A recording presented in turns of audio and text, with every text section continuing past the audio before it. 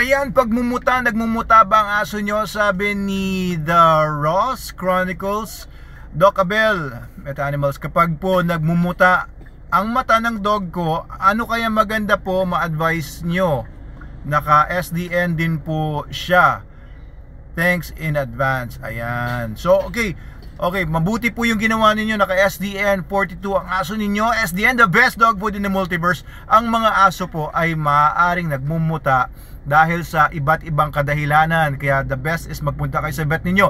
Ang ilan sa mga kadahilanan na pinaka-common ay ito: conjunctivitis, baka po may bacterial or viral infection yung aso ninyo. Diba? Kagaya sa atin, mag-sore eyes tayo, merong nagmumuta. Sore eyes is caused by virus, viral infection yan.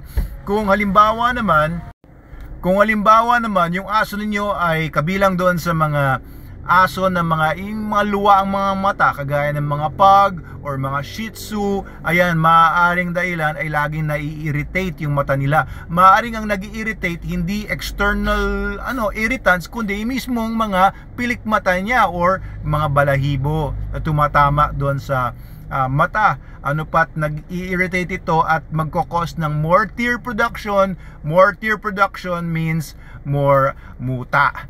Ayan, pwede rin po na nagkaroon ng injury yung aso ninyo or nagkaroon ng sugat or ulceration, maaaring sa paglalaro ng mga tuta, nakakalmot ng kabilang tuta or isang tuta ay nakagat yung mata niya, ayun, magkakadamage. Ayan, ma-irritate na po yung mata niya and it could cause increased lacrimation or yung pagluluha at pagmumuta. It could also be nga yung distemper is usual cause ng pagmumuta, nagmumuta yung aso because of the virus, conjunctivitis. It could also be because of glaucoma, sakit po yan sa mata, or it also could be caused by hereditary yung mga abnormalities like yung eyelids niya ay nakalapalabas or eyelids niya ay nakapaloob sa loob. Kaya ang pinakamaganda po, ipa-examine nyo sa vet ninyo para ma-address yun.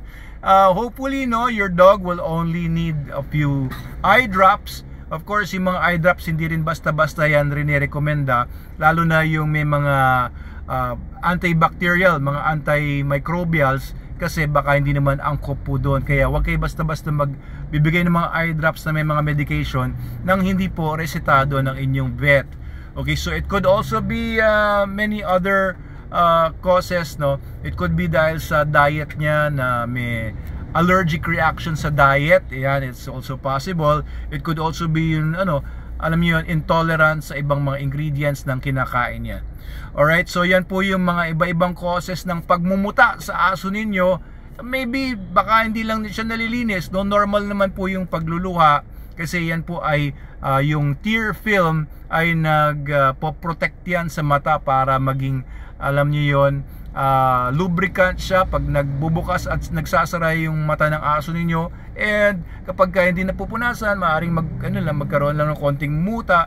That's totally normal, di ba? Lahat nga tayo pagkagising natin ay may muta. Meron ba dito sa inyo na pagkagising nyo ay walang muta ever? Wow, kayo na. Alright, so yan ay normal lang po. So pagka abnormal na po, check your vet. Pakain nyo sa aso nyo is SDN 42, the best dog food in the multiverse, para po kung ano man yung mga problema ay malesen at makalaban yung katawan ng aso ninyo. Parasites man yan, the best talaga, makapunta po kayo sa vet. Alright, maraming salamat po. And it could be check nyo lang, baka naman kasi mahaba lang yung mga balahibo ng aso. Gupitan nyo lang, alisin nyo lang, baka hindi na kailangan gumawa ng kahit ano, baka yun lang ang problema. Alright, thank you po.